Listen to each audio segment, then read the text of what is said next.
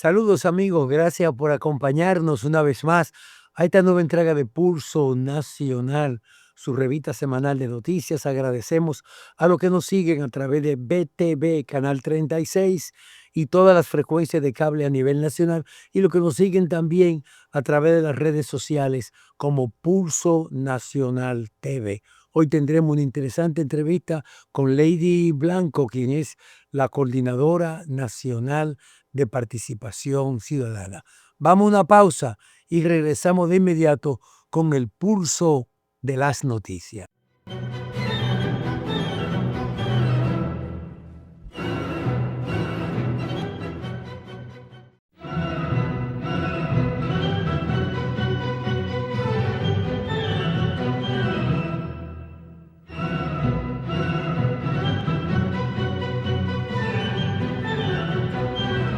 Brita, ¿cómo estás? ¿Cómo te sientes? Yo muy feliz y agradecida de estar aquí nuevamente en Pulso Nacional para Bueno, compartir las informaciones más importantes que tenemos. ¿Cómo se siente usted? yo estoy muy bien, muy bien. Ya mejorando, superando un poco la afección gripal que afectó a mucha gente. Pero aún así nada de eso lo ha detenido. Pero No, que uno no puede vi su dejar. última participación con Adón Pretur, que apuesta a una propuesta fresca para el sector jurídico de República Dominicana. ¿De qué se trata eso? A ver. Bueno, la próxima semana ya habrá unas elecciones nacionales en Adón Pretur para escoger una nueva directiva, y se ha creado un grupo de periodistas, muchos jóvenes, otros más experimentados, y haciendo una propuesta para continuar con un desarrollo sostenible de la Asociación Dominicana de Prensa Turística en ese sentido. Mira, hay muchos temas interesantes para debatir esta semana, pero yo quiero insistir, Brita, en la situación que se está dando con Haití. Esta semana el presidente Luis Abinader se reunió con el expresidente Leonel Fernández para culminar ya una serie de reuniones bilaterales, tanto con el presidente del Partido de la Liberación Dominicana, Danilo. Danilo Medina, como con el presidente de Fuerza del Pueblo, Leonel Fernández, que son los principales partidos de oposición, para darle continuidad a aquel encuentro que tuvieron los pasados presidentes de la República, y el cual fue un encuentro histórico, que surgió un documento que fue suscrito por todos ellos, incluyendo el presidente de la República, para seguir insistiendo en la comunidad internacional sobre la crisis haitiana. La República Dominicana ha asumido la voz ante la comunidad internacional de la grave situación que vive Haití, un estado que todo el mundo sabe que es un estado fallido, donde las bandas controlan completamente ese país, donde se han incrementado los asaltos, los asesinatos, el crimen, la inestabilidad, un país donde hay una hambruna, donde no hay inversión, donde no hay instancia de poder. Hay un gobierno que no gobierna, que no tiene control. Hay una fuerza que envió las Naciones Unidas a través de Kenia, tratando de fortalecer la policía de Haití para enfrentar la banda, pero sus esfuerzos han sido inútiles.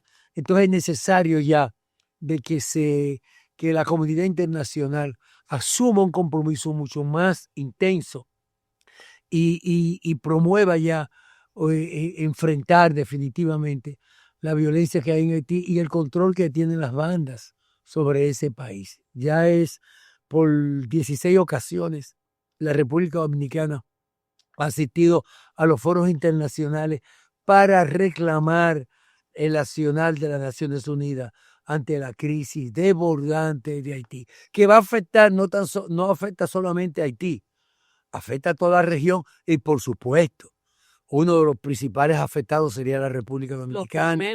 Los primeros afectados serían nosotros. Aquí hay una población que se calcula en algunos millones de ciudadanos haitianos ilegales. Se han hecho esfuerzos por repatriar a esos ciudadanos. Se está buscando fórmula con un consenso de la dirigencia política, de las organizaciones empresariales, de los sectores sociales del país, para establecer un mecanismo a través del Consejo Económico y Social que permita crear la documentación de aquellos trabajadores que requiere tanto el sector agrícola como el sector de construcción, regular las parturientas que vienen a la República Dominicana y entonces también emprender un proceso acelerado de la deportación masiva de todos los ilegales, porque el país no puede cargar con el problema de Haití.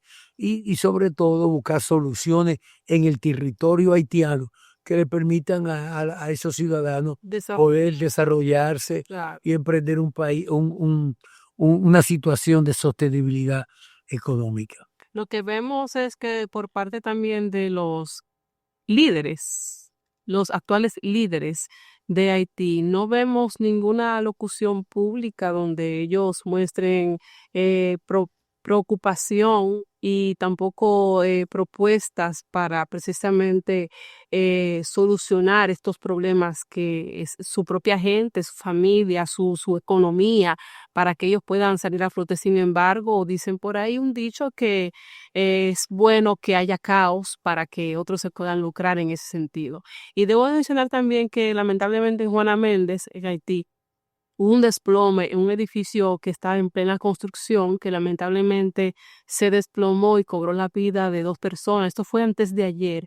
Sin embargo, en menos de 48 horas, las autoridades cesaron las búsquedas de posibles otras víctimas. Se determinó que solamente murieron 2 personas y otras 2 resultaron heridas. Así que lamentamos lamentablemente estas situaciones, pero de todos modos, usted mencionó el asunto de que el actual gobierno ya ha hecho 16 llamados de atención a Naciones Unidas y sin embargo no ha hecho nada.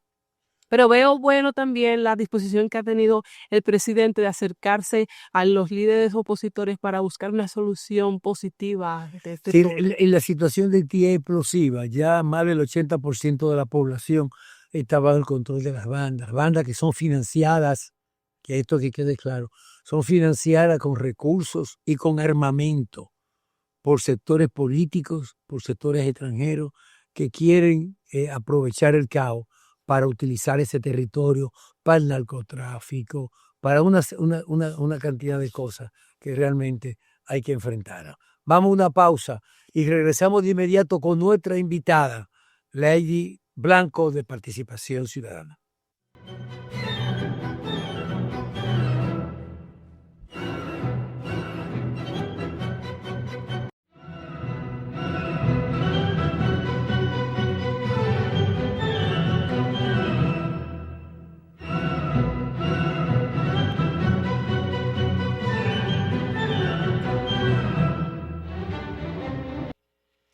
En medio de los debates sobre la reforma política en la República Dominicana, las leyes que rigen los partidos y el régimen electoral, vuelve al centro del debate. Participación Ciudadana ha advertido sobre fallas graves en la Ley 3318 que afecta a la democracia interna, el financiamiento equitativo y transparencia en el sistema político. Para hablar sobre este tema nos acompaña hoy la doctora Lady Blanco, quien es coordinadora general de Participación Ciudadana, abogada, con máster en Sociedad Democrática, Estado de Derecho, con un doctorado en Cooperación para el Desarrollo de la Universidad de Texas en Austin y la Universidad Complutense de Madrid. Bienvenida nuevamente a Pulso Nacional. Muchas gracias por tenerme aquí y por su teleaudiencia puede prestarme la atención para conversar temas de interés nacional, que es importante. Así mismo. Bueno, para nosotros un privilegio realmente su participación hoy aquí con nosotros. Y como el debate ha estado en las modificaciones de las leyes electorales y Participación Nacional ha advertido sobre eso después del estudio que realizó recientemente, ¿cuál es la mayor debilidad que usted entiende ahí que enfrentan los partidos políticos en el país desde el punto de vista de participación ciudadana? Justamente nosotros hacemos este estudio a partir del proceso de observación electoral del año pasado y ya bueno, hacemos una condensación con uno de nuestros consultor que hemos contratado para hacer este levantamiento. Teníamos ciertas preocupaciones de cómo estamos viendo el accionar de los partidos políticos y también muchas veces también la falta de garras importantes que tenga la Junta Central Electoral. En este caso, ustedes saben que hace 3 años nosotros nos volcamos a una modificación de la ley de régimen electoral y justamente se dio la modificación con la ley 2023. Sin embargo, a pesar de todos esos esfuerzos, tenemos todavía grandes deficiencias. Y una de las preocupaciones que tenemos es que, fíjense que cada 21 años tenemos reformas electorales. ¿Qué quiere decir? En 20 años hemos tenido cada 2 años reformas electorales. Y eso se debe claramente a falta de visión de Estado, una visión cortoplacista del sistema electoral y del sistema de partido, falta de consenso y falta de madurez institucional que permita que tengamos como sociedad un sistema de partidos y un sistema electoral más robusto. Y dentro de los grandes desafíos que tenemos aquí ahora y que fueron planteados justo en este proyecto, en esta investigación, ha sido el clientelismo. Cómo el clientelismo ha hecho raíces en los partidos políticos, cómo se ha cambiado la ideología de los partidos políticos y ya no existe ciertamente una ideología que no sea meramente cosmética y estatutaria, sino ya esa relación entre un cliente, entre un empleador, que es el Estado o el partido, y el ciudadano, que viene siendo el empleado. Ahí ya esa relación, que es una pena porque los partidos Claro. políticos son el camino hacia el servicio público. ¿No? Y realmente se caracterizaba en el pasado por un liderazgo imponente. La gente acudía a los partidos políticos y participaba en la actividad política siguiendo un ideal, siguiendo una meta, pero ya se ha perdido la ideología. Antes eran partidos de izquierda, partidos de derecha, partidos de centro, y entonces eso motivaba a la gente. Ahora todo es un clientelismo, todo lo determina la logística, todo lo determina el dinero. Justamente, Cómo eso ha ido corrompiendo y afectando. Eso podría decirse en sentido práctico que hay un decrecimiento en la actividad política y sobre todo en los partidos en la República mira, Dominicana. Se puede decir que hay una crisis de partidos en la República mira, Dominicana. justamente nosotros, a pesar de que estamos en democracia, eso no quiere decir que tengamos calidad de la democracia. Todo lo contrario, sí, vivimos en democracia, pero la calidad de la democracia cada día está en juego. ¿Y por qué está en juego? Miren, justamente en este informe pudimos determinar que más del, bueno, 78% de la población desconfía en los partidos políticos. Ya partiendo de ese nivel de desconfianza ciudadana, te dice que algo está pasando en nuestro sistema de partido. Pero aparte de eso, yo creo que otro dato quizá más preocupante es que el 43% de la población entiende que se puede vivir en democracia sin partido Sí, político. partido político. Y eso te dice algo muy claro, que hay un desconocimiento total de lo que es la democracia, Sí, claro. porque no hay un sistema perfecto. Pero si existiera un sistema mejor, es el de la democracia. Ciertamente es la democracia, pero no hay democracia sin partidos políticos. En los países donde hay un solo partido, es una dictadura, una autocracia, pero hay que tener claro que dentro de los desafíos que tenemos es levantar esa confianza ciudadana en los partidos políticos, que son los ejes centrales de la democracia y pilar fundamental de la A democracia. mí me sorprendió mucho, Lady, el hecho mismo de que un 43% de la población consideraba que no era necesario los partidos políticos para que funcionara la democracia. Eso demuestra el grado de descreimiento de los partidos políticos, la falta de credibilidad de los políticos. Entonces, eso realmente es un indicativo de que hay una verdadera crisis en los Sí, partidos pero políticos. mire, fíjese, Sí. no solamente es la falta de confianza en los partidos lo que eso obviamente Sí, demuestra, claro, claro. pero más allá de eso, y por eso me preocupo muchísimo más de ese dato específico, es la falta de educación ciudadana y educación en democracia. Porque una cosa es tú no confiar en los partidos. Obviamente vemos el accionar de los partidos, también la respuesta y la falta de respuesta a las necesidades básicas y a y política pública encaminada a resolver los problemas esenciales de la ciudadanía, que genera esa también desconfianza en los actores del sistema político. Pero al margen de eso, yo creo que el hecho de tener ese desconocimiento de lo que significa la democracia, yo creo que todavía más grave aún. Porque no es solamente que yo no confío en los partidos, es que yo no sé lo que significa la lo democracia. que es la democracia.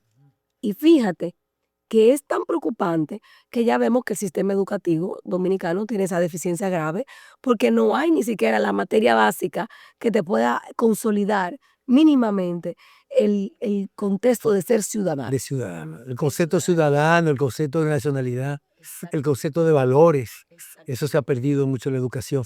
Pero sería bueno insistir en esto.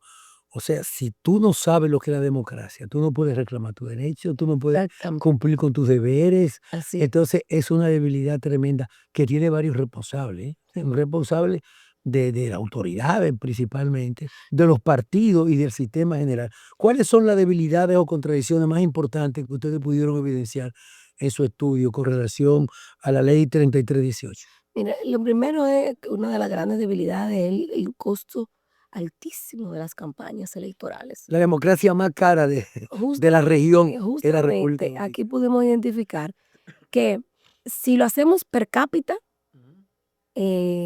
nosotros somos el tercer país. Pero, Lo hacemos por votos. o sea, el tercer país más costoso de la región, que Sí. quiere decir Panamá y México. Pero Panamá y México tienen México tiene una cantidad mayor de habitantes. Y el monto per cápita de Panamá es el doble de nuestro. Ahora bien, eso es partiendo de que en el 2020, a raíz de la pandemia, se redujo la cantidad de recursos que se le entregan a los partidos. Sin embargo, en el 2024 ya se incrementó, entonces a partir de ahí somos el país que más recursos se le entrega a los partidos políticos. O sea, una democracia cara y mala. Cara y muy costosa y lamentablemente muy deficiente. Muy deficiente. Entonces, aparte de eso, otro tema que a mí, wow, yo dije, cuando yo lo vi, yo dije al consultor, yo le dije, bueno, aquí tenemos que trabajar grave. Porque nosotros somos el país de la región no, del mundo, no de la región ya. Lo de la región, el tema del el financiamiento per cápita. Pero nosotros le entregamos a partir del 0.1% recursos a los partidos políticos. Eso no pasa en ningún país. En ningún país del mundo. ¿Qué quiere decir eso? Que si yo tengo un partido y yo adquirí 500 votos, 500, ya eso es suficiente ya para eso es recibir suficiente para yo recibir fondos públicos. fondo público. Y ahí una de las preocupaciones, no solamente sabemos que la democracia tiene un costo, Ok. y nosotros somos partícipes de que a los partidos se le den recursos desde el Estado para obviamente fortalecer el sistema de partidos. Ahora bien, ¿qué está pasando? La falta total de transparencia de esos recursos y la discrecionalidad con que se entregan. Porque al margen de que se entregan, no hay un verdadero fiscalización a esos recursos que se le entregan. Otro tema es... Se supone que cuando la Junta Central Electoral, digo, el Estado Dominicano, a través de la Junta Central Electoral, entrega recursos a los partidos políticos, debe de haber una especificación puntual en qué deben de usarse esos recursos. Se entiende que es para la formación de los dirigentes, para la formación de los militantes, de un miembro, para la creación de una conciencia democrática, para instar a su gente a que vayan y participen, que participen en los procesos. También Pero no hay un seguimiento al uso. Sí. Yo recibí el dinero y yo voy a comprar una jipeta. Justamente Lo voy a también utilizar se para... utiliza para la sostenibilidad de las Claro, partidarias, porque tienen gastos. se supone, lo tiene que tener presencia, la ley lo obliga a tener presencia a nivel. Ahí es una opacidad en la rendición de cuentas de Sí. cómo se utilizan esos recursos. No hay transparencia. Pero aparte de eso, los recursos que se le entregan son demasiados para los niveles de desigualdad y pobreza que hay del país y para la cantidad de habitantes que tenemos en el país. Justamente la Junta Central Electoral, en el 2021, cuando comenzamos a abordar las reformas electorales, planteó una reducción sustancial del 50% de esos recursos. Pero que los Y eso partidos no. no. Pero aparte de esos partidos son los tampoco que están en llega. el Congreso. Los partidos no cumplen con el tema de la formación, con el tema del relevo también. Pero aparte de El eso, género empujando. justamente a lo interno de los partidos se hace muy difícil competir, sobre todo cuando tú eres mujer.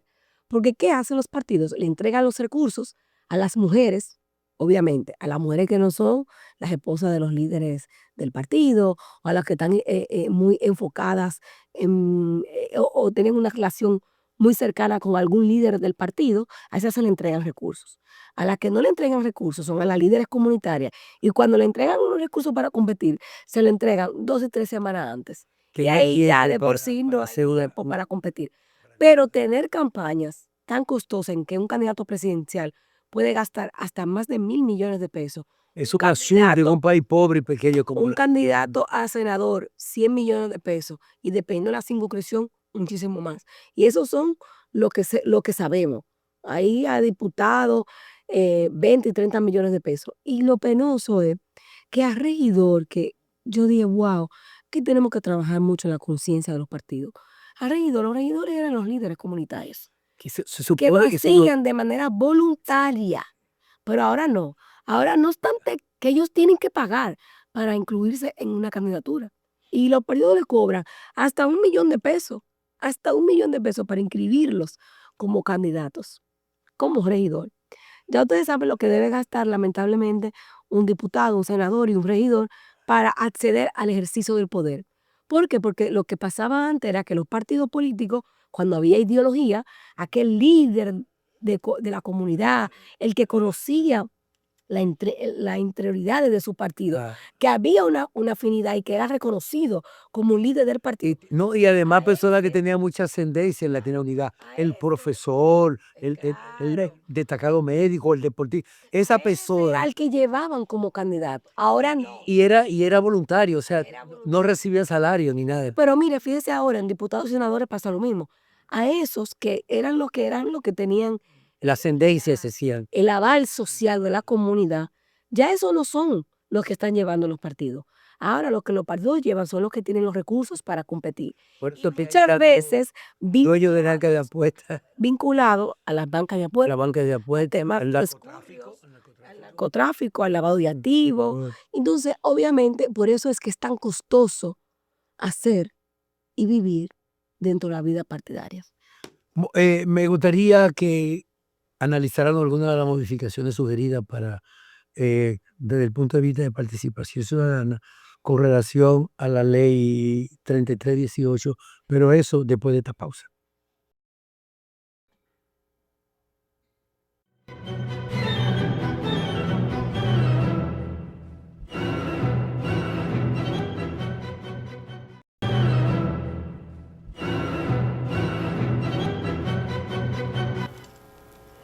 Estamos conversando con Lady Blanco, que era coordinadora nacional de participación ciudadana. Hablamos en el segmento anterior sobre la ley 3318, pero hay un aspecto importante que quizás sea de las cosas que con mayor prontitud había que enfrentar, un desafío, que es el transfugismo, cómo enfrentar el transfugismo. Y todo el ruido que se ha ocurrido en los últimos días también con las candidaturas independientes. ¿Cuál es la posición de participación ciudadana sobre estos temas? Mira, justamente aquí en el estudio pudimos identificar cómo el transfugismo es parte ya como una cultura bananera de los partidos políticos. Justamente en el 2020, con el gobierno anterior, pudimos ver cómo los partidos que apoyaban al PLD, Ah, cambiaron. cambiar. Sí. Entonces tú te das cuenta que no hay una ideología programática de que yo me uno a ti. Porque si tu creo, planteamiento, Y justamente también hemos visto hasta presidentes de partidos minoritarios solicitándole públicamente al presidente la que lo nombre, remoción de su cargo porque apoyaron la campaña. Entonces te das cuenta, si hemos llegado a un nivel de arrabalización de la política y degradación, que no hay una visión real de lo que de es la servir al país. política, que es para un ejercicio para servir y construir un mejor país, porque eso es, Sí, es el fin central. Entonces, obviamente, eso es parte de los grandes desafíos que se presentan aquí. pero en este hay un caso sintomático en esto. La ley dice que si una persona va como candidato de un partido y pierde la nominación interna, no puede presentarse por otro partido por esa misma candidatura. Y eso sucedió. Sí, pero como Y quiera, sucedió con un candidato a la presidencia. que perdieron la dominación por el partido que iban, entonces formaron un partido y se presentaron. Sí, son de esos, Pero esas son de las debilidades. de las habilidades institucionales que hay. Pero evidentemente que ya el sistema de partido político es meramente comercial. El hecho mismo de que se le pongan tantos recursos para uno poder optar por un puesto congresional, 100 millones, porque el que invierte 100 millones en una candidatura, ¿a qué va a buscar en el país? ¿A qué va? ¿A qué va? Porque A ganar el cheque. salario El no va a salario. compensar. A ganar cheque y Entonces, evidentemente que además de buscar poder, busca otra forma de traficar con esas posiciones. bueno, Entonces es un peligro, influencia. la influencia, poder político. Justo una de las reformas que nosotros planteamos es no solamente la disminución del financiamiento estatal y la distribución más equitativa de ese financiamiento, sino también un financiamiento que es muy opaco, que es el financiamiento privado. ¿Por qué? Porque aquí los candidatos, los partidos con el financiamiento público pueden entregar unos informes que lo hacen sin ningún tipo de rigurosidad técnica del gasto que utilizan. Sin embargo, los candidatos no tienen la obligatoriedad de rendir informes de quienes de manera privada contribuyen a esas campañas. Entonces ahí es que tenemos que tener mayores niveles de transparencia, porque así cuando usted ve a un senador defendiendo una causa que usted entienda que no va de acuerdo con las causas nacionales, usted tiene que ver ¿Quién la patrocina? detrás está financiando esa Pero campaña. eso es una ¿O quién contradicción. financia esa Es una contradicción porque se supone que el sistema de financiamiento público a los partidos políticos era para evitar que los partidos políticos tuvieran que recurrir al sector privado, a empresarios y a dinero que muchas veces no es tan transparente, del narcotráfico. Y para evitar eso, dijeron no, no se puede eso. Es preferible que el Estado aporte equitativamente a los partidos. Sin embargo, en la práctica sigue recibiendo los recursos del Estado y siguen recibiendo, y lo que es más grave es lo que usted acaba de denunciar, lo que pasa sin es que rendición de la cuentas. ley no le prohíbe, la ley Pero financiamiento debería prohibirlo. la ley tiene el financiamiento mixto. Ahora bien, al financiamiento privado es el 1%, se tiene un porcentaje de lo que se puede donar de manera privada al sector político. Ahora bien, para mí no es tanto que se entreguen o no recursos. La democracia tiene un costo. Y qué bueno que los empresarios puedan contribuir a esa democracia porque ellos mismos se lucran de la democracia si está estable. Ellos no contribuyen, ellos invierten. Aquí el problema, Lo que pasa es que los empresarios invierten en los partidos para aquí el después problema reclamar privilegios. en otros países, cuando un senador está hablando en Estados Unidos, cuando un senador está hablando en uno de la Cámara de Representantes, se le pone quiénes son de manera legítima que han contribuido en esa campaña. Y ya tú sabes que la NRA, que es la agencia de armas de Estados Unidos, contribuyó con ese senador republicano. Y tú lo tienes Entonces, claro. claro. Pero a nosotros ¿Y no? no hay ningún tipo de claridad. Entonces, lo importante es que sepamos quiénes están invirtiendo y qué están invirtiendo y qué cantidad se está invirtiendo. Y también Esa es parte de la reforma el problema sustancial, es ¿sabes? que aquí no hay una cultura democrática. Entonces, esa inversión descontrolada en candidatos y en los partidos políticos es un atentado a la propia democracia porque no identifica la fuente de los recursos. Yo he visto aquí políticos hablando, fijando posición sobre un tema, pero señor, usted está vinculado orgánicamente a esa institución, pero la gente no lo ve, lo dice, no, mira, lo dijo, y eso debe ser cierto. No, que los intereses que usted representa por detrás es lo que usted está señalando, que la gente no lo sabe. Mira un ejemplo, el Congreso está lleno de dueños de bancas. Y ahora hay una modificación de la ley de juegos de azar. De juego de azar. ¿Quiénes van a tomar esa decisión? Los banqueros. Los que están ahí. Que no van a combinar con sus propios O sea, que nosotros tenemos que analizar en nuestro sistema. En el caso de la candidatura independiente, ¿qué posición Mira, asume? la candidatura Porque hay una oposición realmente de parte de los partidos políticos. Se ven atemorizados de que todo tiene que ser a través de los partidos políticos y si surge un líder o una persona con mucho prestigio en una comunidad y se postula sin necesidad del apoyo de los partidos políticos y puede obtener la posición. Entonces, es una situación que se ha creado y quizá por eso sea la oposición de los partidos políticos a esa candidatura. Mira, los partidos políticos obviamente van a estar en contra de las candidaturas independientes porque Pero es un derecho constitucional lo a mueven, elegir y ser elegido. claro, lo mueven eh, el hecho de mantener el status quo. Tú tienes que, Todo a través de mí. todo a través de mí. Sin embargo, las candidaturas independientes siempre han existido. Ahora, lo que hace el Constitucional es mandar el mandato de regular esas candidaturas independientes para que se hagan verdaderamente efectivas en el sistema electoral. Pero ¿qué pasa? Justamente la Junta Central Electoral ha entregado un proyecto de ley para regular las candidaturas independientes y en ese proyecto de ley crearon todas las brechas y todas las barreras para hacer y todas las trabas para hacer poca eficiente esas candidaturas independientes. Porque le hacen más eficiencia que los propios partidos. Exacto. ¿Qué pasa? Nosotros hicimos aquí en el estudio en comparado, hay una realidad. Está Honduras y El Salvador. Son los países que tienen reguladas las candidaturas independientes en su constitución y en la ley orgánica. Pero en la práctica es imposible cumplir con los requisitos que se plantean. Entonces, ¿qué quiere decir?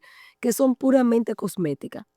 Ahora bien, lo que hizo la Junta Central Electoral fue utilizar los dos legislaciones más restrictivas de la región, que es México y Colombia. Entonces, ¿qué es lo que hace? Te pide un porcentaje de firmas altísimo que yo creo que ni los partidos minoritarios pueden cumplir. Oye, los partidos minoritarios que tienen una estructura ya pueden cumplir. Y que reciben financiamiento pueden cumplir con ese reto. Aparte de eso, le pide un tiempo de 30 días para buscar esas. Y además lo limita a Y tres candidatos, que no puede ser. Tres candidatos a través de una estructura creada que se llama asociaciones cívicas, que es una locura, que es una construcción, que un macheo, porque eso es igualito que en México. Lo único que en México sí reciben financiamiento. Y ahí y obviamente la estructura no se crea solamente para un proceso electoral. Pero ¿por qué mirar lo que pasa en Chile y en Panamá? En Chile y en Panamá están estipuladas, están reguladas, tienen obviamente unos límites y unos criterios para participar, pero si tú ves lo que pasa en el Congreso, hay candidatos independientes. Y fíjate, Chile, justamente Boric, que es el presidente chileno, sale primero a través de una candidatura independiente. Y luego que es potable, hay un partido que lo asuma. Pero él sale como candidato independiente. Y aparte de que tenía la posibilidad de llegar sin la estructura de un candidato independiente. Lo que pasa es que se ha venido el miedo de que un candidato independiente va a venir con un discurso anti-status quo. Sí, radical, que no representa, a los partidos que puede dañar a la democracia. Y fíjate que si ves lo que pasa en la región, todos los que están con un discurso antisistema no vienen a través de un partido. Sí. El Salvador, Bukele llegó con un partido. Estados Unidos, Trump llegó con el Partido Republicano. Si te das cuenta y te vas a Libia, Argentina, todos son a través de un partido. O sea, que si es por un discurso populista, antiderechos o anti... Los partidos también, sí. Van a través de un partido, porque son los partidos políticos las estructuras claves del ejercicio del poder. La estructura natural realmente. Lo que sí hay que permitir, porque ya el Constitucional lo dijo, establecer las normas claras del juego, que puedan competir y que a través de ahí puedan ciudadanos también muy valiosos puedan acceder a la vida política. Restricciones para las alianzas y las reservas. ¿Qué pudieron observar participación ciudadana en esto? Y además, ¿qué se va a hacer con tantos partidos bisagra que hay en el país? Aquí hay, la ley electoral está estructurada y lo contempla el financiamiento, que el 80% de los recursos se le da a 3 partidos, 3 o 4 partidos, y el 20% a los demás. Ahora mismo en el país hay 35, 38 partidos políticos. Y no hay más porque en el proceso electoral anterior la Junta Central Electoral le calificó a 150 agrupaciones que querían participar. Pero imagínate qué calamidad hubiese sido eso. Entonces, partidos que participan en 10, 20 procesos electorales y no crecen, no se desarrollan, siempre su aporte es muy mínimo, pero sin embargo se benefician de los recursos del Estado y se alían a los partidos grandes para servir como bisagra. ¿Qué se puede hacer con Mira, eso? justamente una de las Es un desafío, ¿eh? uno de los desafíos y una de las recomendaciones que planteamos es aumentar el porcentaje para acceder a fondos públicos. Pero aparte Y los reconocimientos de los partidos aparte de ese aumento de de votos. o sea, exactamente, para acceder al fondo público primero, porque como te decía, somos el país del mundo, no de la región, del mundo, que con el 0,1% usted recibe fondos como partido. Eso es una locura. Es una Es locura. un país pobre con muchísimas deficiencias, entregar tantos y tantos recursos a los partidos. Y mantiene la vigencia los partidos con esa... También Con ese- hacer menos rentable tener un partido político y ser político, porque ¿qué pasa?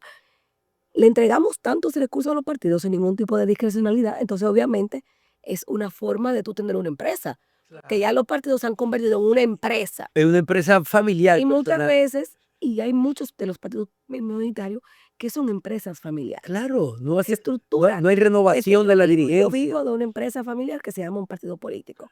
Entonces, obviamente, también para el reconocimiento, tener requisitos más fuertes. Porque ciertamente la Junta Central Electoral tiene en la ley unos requisitos, pero también se hace un muestreo, que tú tienes que cumplir con esto, de tener presencia nacional, pero eso se hace a través de un muestreo. Entonces, tener ese mayor nivel de fiscalización de la Junta Central Electoral para el reconocimiento de los partidos es uno de los grandes desafíos, y que el reconocimiento esté ciertamente ligado el ejercicio del voto, a tu ejercicio electoral. Porque eso te hace obligatoriamente tú tener que renovar. Si yo sé que para recibir fondos públicos tengo que tener el 2%, como pasa en muchos de los países de la región, yo me voy a fortalecer, voy a hacer el trabajo para buscar esos votos. Porque yo sé que necesito el 2% para recibir fondos. Claro, Si no lo necesito, entonces yo voy a estar no está muy cómodo con que ¿Hasta quién lo voy a ya sacar? lo voy a recibir. Con una cantidad mínima de eso. Exacto. ¿Cree que hay voluntad política en el Congreso para aprobar esta reforma? Bueno, mira. Ahora mismo, en la actual Yo creo que lo que tenemos que empoderarnos somos nosotros los ciudadanos para demasiado mayor nivel de transparencia, fiscalización y rendición de cuentas a los partidos políticos y en esa misma medida hacer presión para que ellos, como son los que ejecutan y lo que legislan, entonces puedan tener esa visión colectiva de la ciudadanía. Porque si es por voluntad y se lo dejamos solo a ellos, el status quo seguirá. Sí, bueno, vamos a una pausa y continuamos con esta interesante entrevista con Lady Blanco.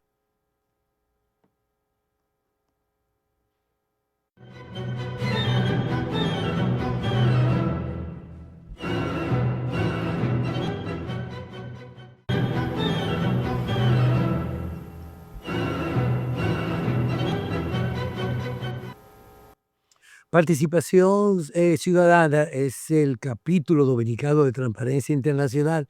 Históricamente han mantenido una vinculación muy estrecha con la USAID, que es la Agencia para el Desarrollo de Estados Unidos, desde el año 1993.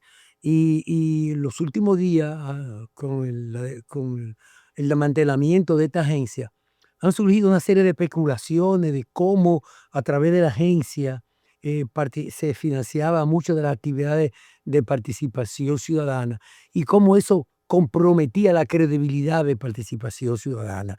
¿Cuál han sido qué tipo de asistencia brindó la USAID a participación ciudadana desde el punto de vista técnico, financiero y estratégico? Mira, me encanta que siempre me hagan esa pregunta ahora que estoy yendo a los medios de comunicación, porque es una forma también de destruir eh, muchas veces un discurso que se hace para dañar a participación ciudadana, porque sabemos que hay participación tiene amigos gratuitos, visibles, y también otros que son ocultos, porque el trabajo que hacemos de lucha contra la corrupción, sobre todo, pues tocas muchos intereses. Lo primero es que Participación Ciudadana recibió durante 7 años recursos de la USAID a través de un concurso que Participación, en conjunto con Finjus, la Fundación Solidaridad y Ciudad Alternativa, ganamos a nivel regional para implementar el proyecto en seguridad ciudadana, enfocado en seguridad ciudadana, porque han dicho que era un proyecto vinculado al tema dominico-haitiano, que era un tema vinculado a temas espurios de estabilización política. Todo lo contrario, ahí están todos los informes. Pueden entrar a la página de Participación Ciudadana, como a la página de los otros coaliados de este proyecto.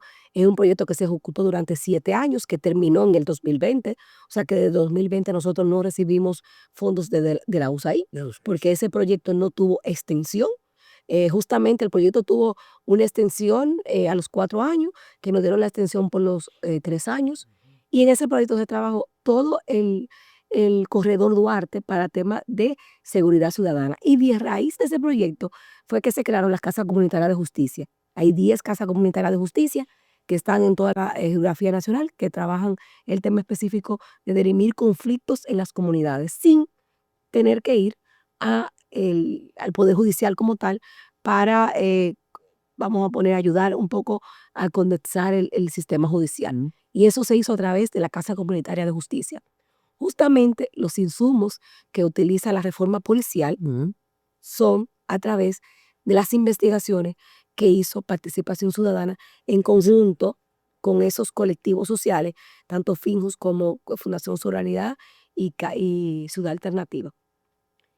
Y a raíz de ahí, que somos los únicos, la única organización que tenemos estudios técnicos con temas de seguridad ciudadana, que se han utilizado porque no lo han pedido, o lo pidieron en el Estado, para utilizarlo para la reforma judicial. Aparte de todos los trabajos que se hizo con juventud, hay muchísimos diagnósticos que trabajan temas de violencia y prevención de la violencia con juventud. Y vuelvo y digo, son concursables.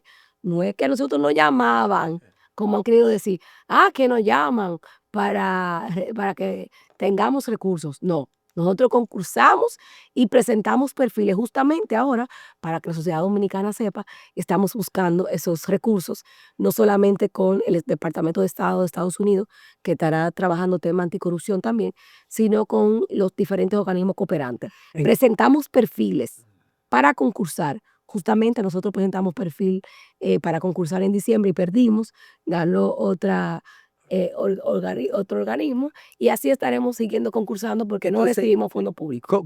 ¿Cómo garantiza Participación Ciudadana su independencia, Sí. pese al apoyo de organismos internacionales, como el caso de los... Es que siempre nosotros no aplicamos a fondos que no estén bajo la línea de participación ciudadana. ¿Cuáles son las líneas de participación? Lucha contra la corrupción, transparencia, el tema electoral y derechos humanos, sobre todo Pero sobre que eso no condicionan no, el nacional. Y la verdad es, mira, que qué importante que lo pregunten, porque sinceramente yo que tengo varios años en participación de manera voluntaria, porque también le dijeron que yo ganaba y que $12,000, yo decía, muchas gracias por eso, buenas bonanzas, la estoy esperando, no ha llegado, y lo pueden buscar hasta en la página de la USAID, que no aparece por ninguno de nosotros porque los voluntarios no recibimos fondos, esto es un trabajo voluntario. La verdad es que no hay una línea. La línea es que tengamos visiones en común, como por ejemplo, cuando tratamos temas de derechos humanos, que sí, obviamente lo han dicho, es un tema transversal a la misión que hacemos, donde tiene que estar bajo la línea de participación ciudadana y obviamente bajo los valores que profesan esos países, como por ejemplo el tema de Canadá, que también nosotros recibimos fondos de Canadá.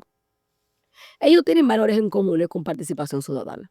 Y es a través de esos valores en comunes que participación equitativa, mayor participación de jóvenes, mayor participación de mujeres. Entonces somos aliados estratégicos en la misión, pero no hay y nunca ha habido una línea que te diga de que tú tienes que hacer esto y que nosotros le digamos ahí y nosotros vamos a hacer esto.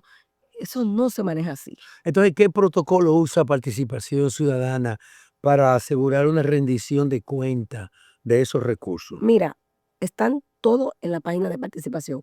Y ni siquiera es un protocolo que lo hacemos nosotros, es un protocolo de los organismos cooperantes, todo, incluyendo la USAID, que por cierto, muy jodón que era. O sea, si te faltaba un chele, señores, si a uno le faltaba un chele, porque te puede faltar un chele en la contabilidad, tú tienes que buscar ese chele, ¿dónde está ese chele? Y justificarlo, había que buscar los cheles por todos los lados. Y hasta para la contratación de los consultores, que no pueden ser miembros de participación ciudadana, los consultores siempre se llaman, son Externo externos a participación y se llama convocatoria, es obligatorio. Se llama convocatoria y ahí se elige y es el consejo que elige, en base obviamente a los criterios que uno entiende que pueda ser más productiva la investigación. O sea, hay muchísimos requisitos que depone la comunidad internacional para ejecución de los fondos. Y fíjense que vuelvo y digo, el 35% de esos recursos lo recibía Finjus, que también tenía que rendir cuenta a través de nosotros, y Fundación Solidaridad y la Casa Comunitaria de Justicia, que tenían que rendir cuenta. Y déjenme decir que condensar todo eso era un trabajo, una pela. Bueno, muchísimas gracias a la doctora Elayi Blanco, quien es la Coordinadora Nacional de Participación Ciudadana, por su extraordinaria participación aquí en Pulso Nacional. Le reiteramos la invitación para otro próximo encuentro. Y ustedes, amigos, no se muevan porque hay mucho más en Pulso Nacional.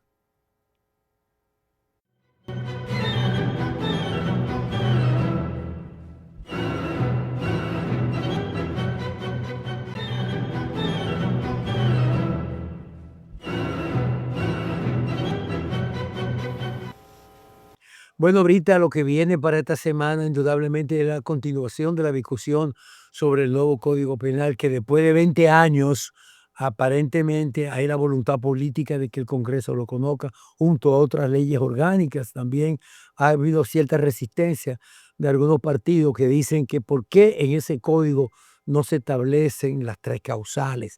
Parece que el consenso que se ha establecido es aprobar el código sin las 3 causales y quizás promover una ley por separado que regule las causales. También una de las cosas que está pendiente, que va a ocurrir a partir de la próxima semana, y eso es lo que se viene, es la asignación de los recursos de la Junta Central Electoral, acogiendo a la decisión del Tribunal Superior Electoral, que redistribuye los recursos que se le dan a los partidos políticos. Ojalá que los partidos políticos hagan un informe transparente del uso de esos recursos y que realmente sean para beneficio del país. Bueno, se nos agotó tiempo, Brita. Desafortunadamente, pero vamos a recordarles que tenemos los programas disponibles siempre, los contenidos completos y los bloques de cada entrevista que le llevamos a ustedes de manera humilde a sus hogares, que están disponibles en todas nuestras redes sociales, en especial en nuestro canal de YouTube Pulso Nacional TV. Lo vamos a dejar hasta aquí, así que pasen feliz resto de la semana.